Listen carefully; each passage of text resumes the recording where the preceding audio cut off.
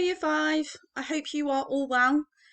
Today's English lesson, we are going to be starting a new topic this term. We're going to be looking at reports and newspaper reports. Now, it's not something we've done this term, and it's going to be based on a picture book, which you can see on the screen in front of you. It's called Tuesday, and that's going to be the basis of our newspaper report writing for the next couple of weeks.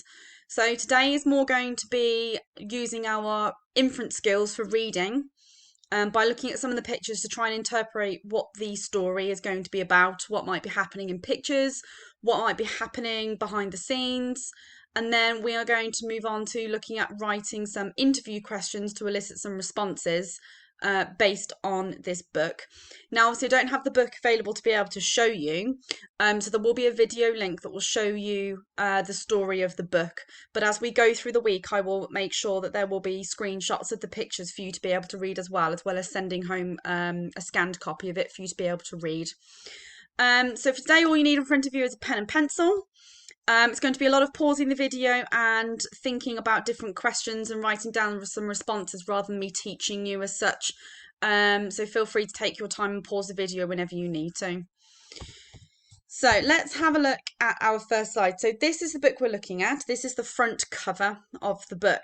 So what I want you to do is in a minute, I want you to pause the video. I want you just to consider these questions. What do you notice from looking at the picture? So make sure you examine it nice and closely. What do you think the story could be about?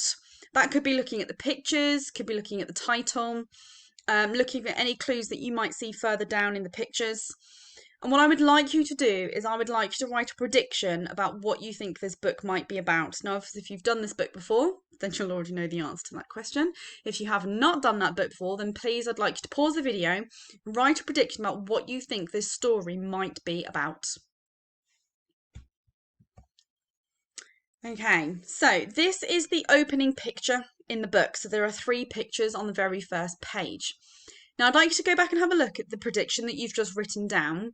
And now I'd like to have a look at this picture and see if there's anything within this picture, any clues that you can elicit, anything that you can infer from this picture that might have changed your prediction about what you think the story is about. And what I want you to think about is what clues have you found in these new pictures that might support or even change the prediction that you had. And then I'd like to have a think about what you think the frogs might be looking at. Now, this is going to make you think a little bit more outside the box, depending on what your prediction was from the front page. By all means, pause the video and go back and have a look at the front page and see if you can determine a new prediction between these 2 pictures, because that might help you answer the last question. So have a pause the video and just jot down some ideas about those questions on the screen. Okay, so what we're going to do is we're going to watch a video clip of the book, and I'm going to pause it at a certain point in time. So this might help you have a think about the predictions that you've written. It's not in a video format, but there is an animation video we will watch later on during the week. So this is just the picture book, just to give you an idea of what the story might be about.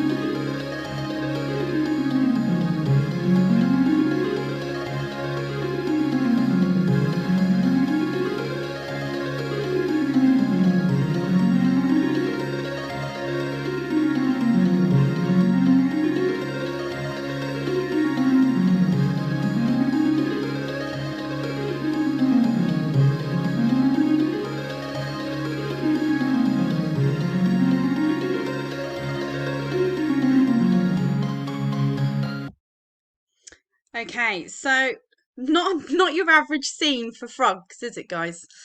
So all the way through that video shows you all the different things that seem to be happening during this town, at this village, during the nighttime.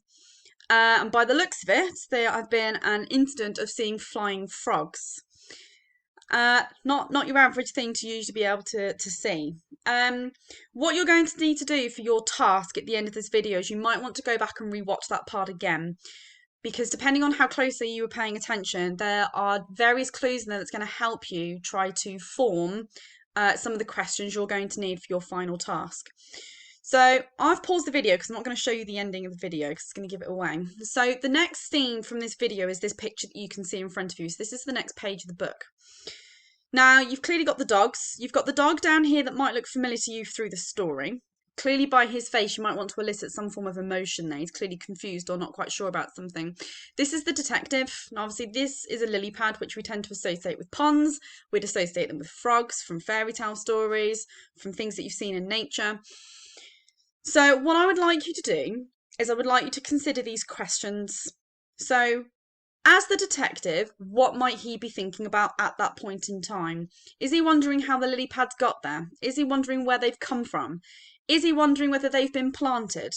Think about maybe had they spoken to witnesses about flying frogs, is this going to be something he's going to believe? So we need to try and form an idea of what might be going through his mind at this point in time. Then you need to think about what he could be looking for. I mean, he's looking at a lily pad. He's making the association between lily pads and frogs. He might be linking the associations from comments that eyewitnesses might have given him. But he might be looking for something else to try and indicate the idea of how they got there. Think about the questions that he might be asking himself. Okay, these could just be simple questions of, well, is this real? How on earth did these get there? Are these something that's been planted? Has there been some extraterrestrial thing that's been going on with flying frogs? Are the witnesses telling the truth? Is this some form of hoax?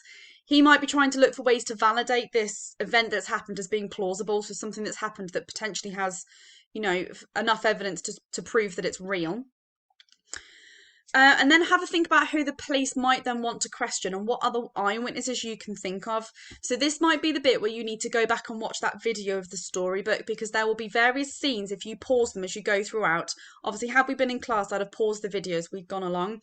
But if you go through and have a look and pause the video at certain points where you be able to see the full screen in the background, you might see other characters and people within buildings and on roads that would be your eyewitnesses, that the police then might want to question. Obviously, the dog wouldn't be out on his own. The dog would have been out with the dog walker. So you might want to then think about interviewing the dog owner, because they might obviously have witnessed this that's going on. There might have been people looking out of bedroom windows. So you might have had the local townspeople. They might have needed to have been interviewed. So I want you to have a pause of the video and just consider those questions, and I'd like you to jot down some answers to answer all of them. But by all means, go back and pause the video for the reading of the book to see if you can find any other clues that might help you answer some of those questions. So have a pause, jot them down, and then we'll come back and have a go at it together. So, what you need to think about, imagine that you are now that police officer. Okay, you've got some questions that might require, or what that will require, as much information as possible for you to be able to ascertain a report about this event. Okay, think about what type of sentences you might use to create effective interview style questions. So you're not going to want to write question stems down that will only require a yes or a no response. So if you were to say, did you see flying frogs? The answer is either going to be yes or no. That's not going to give you much information. It's also what we call a leading question. So you're asking a type of question that's going to warrant or to give you an answer that you're actually looking for, when really you need to be asking open-ended questions that's going to allow that witness to give as much information as possible without you having formed your own opinion.